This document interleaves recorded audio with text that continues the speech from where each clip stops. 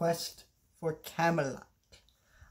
This channel is just a channel to review more obscure movies and shows and things like that, or just other stuff I want to review that I don't feel like would align well with my main channel content, because I have a lot of stuff coming out in the pipeline on that channel, still coming out now, all kinds of stuff. So,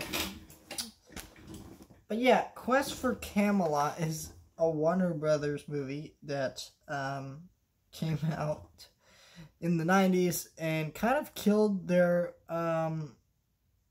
animation studio, because basically for Warner Brothers, this was a movie that they had planned to be their next big deal. They planned for this to be something big, because Disney at the time was doing the Disney Renaissance, and so they wanted a big movie to be like that. So they made a big kind of fairy tale fantasy setting movie with castles, princesses, you know, things like that.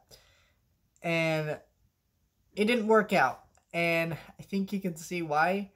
This movie is not very good, and I think it's I think, you know what, I think the problem with this movie is the pacing. The pacing is really bad, and I think also the music is really bad.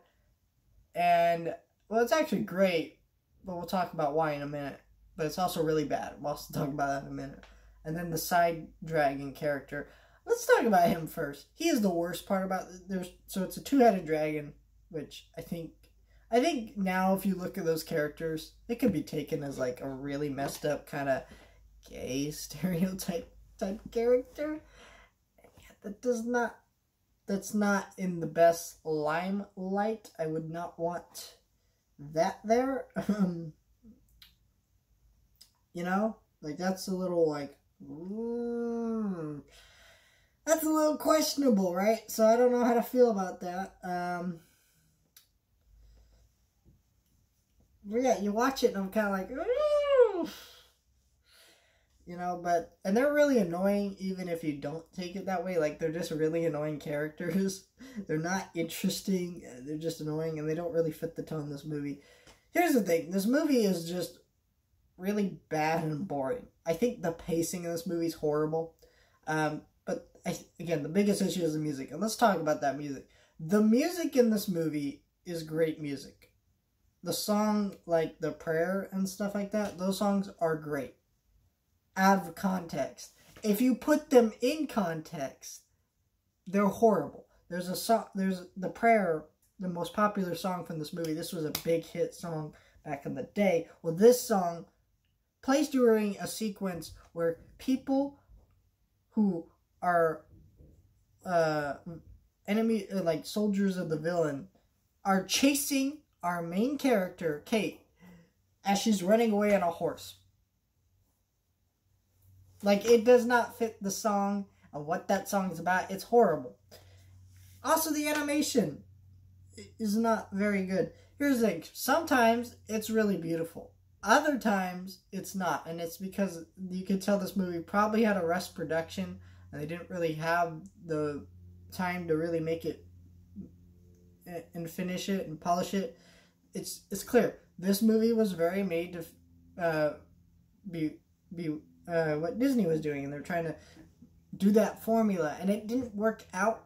And I think they misunderstand what makes a Disney movie so special. Is Disney movies, the music actually fits the story, right? The ones that don't do that, like Brother Bear and Tarzan, are kind of the weaker ones, right? You know, those songs don't have the characters singing them. They're the weaker movies. They're kind of pop songs. They don't really fit the story. They're the weaker ones. There's a reason Brother Bear's more obscure. The only reason I think Tarzan isn't is because Tarzan came out in the 90s when people still had a lot of faith in Disney. But, you know, so that was a big issue with this movie. And I think that overall, this movie was a very, very weak movie. I think it was kind of dumb that Warner Brothers lost all faith in their animation studios. Some people say it's the reason why they killed Iron Giant, which isn't true. Iron Giant was test screened, and they wanted to change its release date because they figured out that they had a hit on their hands. But Unfortunately, Brad Bird refused to remove the release date because he thought that them being a big studio would just not release it and forget about it later, which he has said before he has regretted making that decision because it killed this movie that could have been a hit. Warner Brothers obviously probably would not have done that, because why would they spend all the money make this movie and they realize they have a hit and then want to move the release date? Why would they do that, you know? And so that's a big thing with that movie. People loved Iron Giant, but yeah, I mean, they still didn't have faith in animated movies for quite a long time. And back in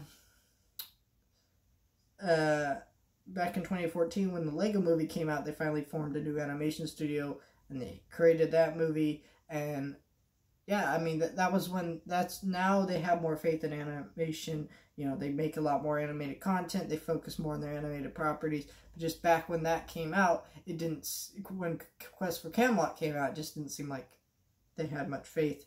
And they killed a lot of animation projects, unfortunately, which was quite sad because I don't think this movie is abysmal. I don't think it's good or worth watching.